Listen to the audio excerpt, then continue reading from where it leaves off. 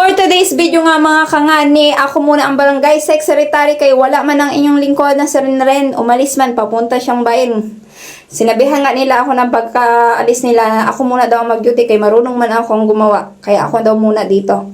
And then nakita ko nga ang mga grade 8 student na nagpa-practice ng cheer dance para sa kanilang foundation ngayong Friday. Nanood nga lang ako sa grade no, and then pumasok na ako para magawa ko na yung barangay clearance kaya naghihintay baya ang nagpapagawa taga Purok Uno baya ito.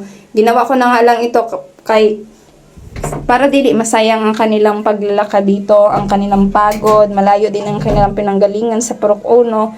Sabi ko ako na nga lang ang gagawa kay marunong man ako.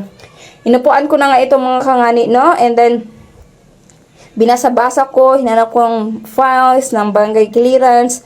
Nakita ko naman siya, binasa ko lang, madali lang naman gawin to, papalitan lang ng pangalan, kung taga saan, tapos yung edad, and then yung, syempre, yung date. Ayun nga mga kangani, ito yung barangay clearance, yung mukha ng barangay clearance. Yan. Natapos ko nga yung mga kangani sa pag-i-edit, minadali ko na lang din, nagtanong na ako dun sa nagpapagawa ng barangay clearance, kung anong pangalan, kung taga saan, tas ilang taon, kung single ba o hindi, ayun, ay gagamitin daw nila ito sa kung saan man. Basta for legal purposes to, no. And then hinintay ko na nga yung paglabas ng barangay clearance isa sa printer. Abe, kahugaw man pala ng printer dito, hindi madalimpyuhan. Ayun nga mga kangani, no, natapos na, and then tinatakan ko, sinil ko talaga para totoo talaga ba, yung mga kangani. Ayun nga, nakita ko nga itong bata no, na kagagaling pa lang sa turok, kay turukan man din ngayon sa mga bata. Ako, kaluoy, mamaya iiyak yan siya. Ayun, ito nga pala yung nagpagawa sa akin ng barangay clearance, naghintay-hintay, buti na lang may napapanood sila. And then binigay ko na pagkatapos na mapirmahan.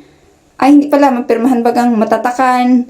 At pagkalabas ko ay nakita ko itong kapuro ko o napaturok din sa kanyang baby, namula-mula na ang mata ng baby niya, kay panigurado, mag-iyak yan mamaya kahit bagong turok man. Kaluoy naman sa bata. Ayun nga, pagkatapos ng mga kangani, sinilip ko din yung mga nurse dito sa loob. Pagkatapos labas na din ako, no, kay para makauwi na din ako. Tapos na ang inyong kangani na on duty. Nagpa-practice ng itong mga grade 8 na ito talaga dito. Seryoso. Ito yung kaninang bata na tinurukan, no. So, yun mga kangani, uwi na ako. Pero bago ang lahat, mag-hello muna ang mga nag-hello muna ang grade 8 dyan. Shout out sa inyo. Sige ha. Sana masaya kayo nakasama sa vlog. Ito, sa Angel. Aking din kapurok. Ang dami ko palang kapurok na estudyante, no? Ayun nga pala mga kangani. Hanggang dito na lang muna. Tatapusin ko. Maraming salamat sa inyong pagsubaybay. Hanggang sa muli. Bye-bye! Pero bago mag-end, i-shoutout din natin itong mga grade 8 student. Ayan sila, si Munares, ayan, si Injafe, ayan, sino pa yan? Okay, basta kung sino man kayo, shoutout sa inyong lahat.